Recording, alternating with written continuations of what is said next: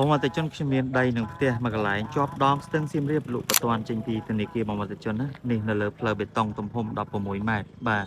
នេះគឺជាដងស្ទឹងសៀមរាបបងមកតិជនខ្ញុំសូមបង្ហាញជុំតែម្ដងទៅបាទ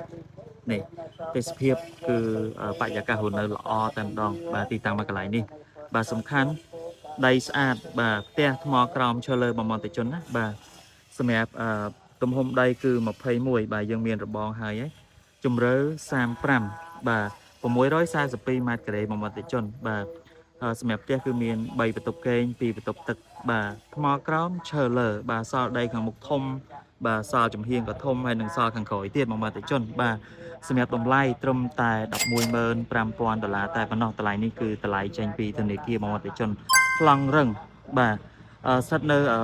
ភូមិអរ៉ាញ់សង្កាត់សៀមរាបក្រុងសៀមរាបខេត្តសៀមរាបមួយមាត់ជនណាបាទចម្ងាយត្រឹមតែ13នាទីឬក៏6គីឡូពី Pub Street ផ្សារចាស់តែប៉ុណ្ណោះបាទបងអតិជនដីនេះបាទទីតាំងមួយកន្លែងនេះគឺល្អមែនទែនសម្រាប់បាទ